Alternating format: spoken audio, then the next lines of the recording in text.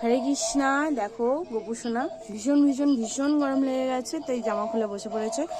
আর এখানে গোপুসোনার জন্য কতগুলো ফুল আজকে গার্ডেনিয়া ফুলে পেয়েছিলাম মর্নিংওয়াকে গিয়ে, তো সেগুলো রয়েছে, খুব সুন্দর গন্ধ এটা।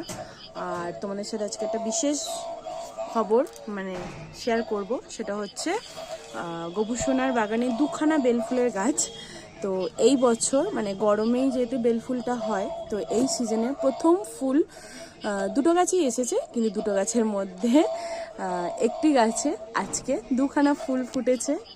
তো দেখো এই সেই গোপুসোনার বেলফুলের গাছ, সাথে আবার করবী গাছ আছে। করবী গাছটা আলাদা পাত্রে আছে, আর এটা হচ্ছে বেলফুলের গাছ। তো একটা ফুল পুরো ফুটে গেছে, আর একটা ফুল ফোটা শুরু করেছে। তো এই দুটো হচ্ছে ফুল ফুটেছে, এখন দেবো না, একটু পরে গোপুসোনা বিশ্রামে চলে যাবে। তো এটা কালকে ভোরবেলায় মঙ্গল আরতির সময় দেওয়া হবে। আর আজকে সারা রাত গোপুসোনা ঘুমাবে এই বেলফুলের গন্ধ শুকতে শুকতে।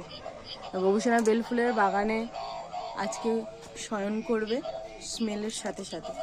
তো তোমরা অবশ্যই জানিও কেমন লাগে। হরে কৃষ্ণা।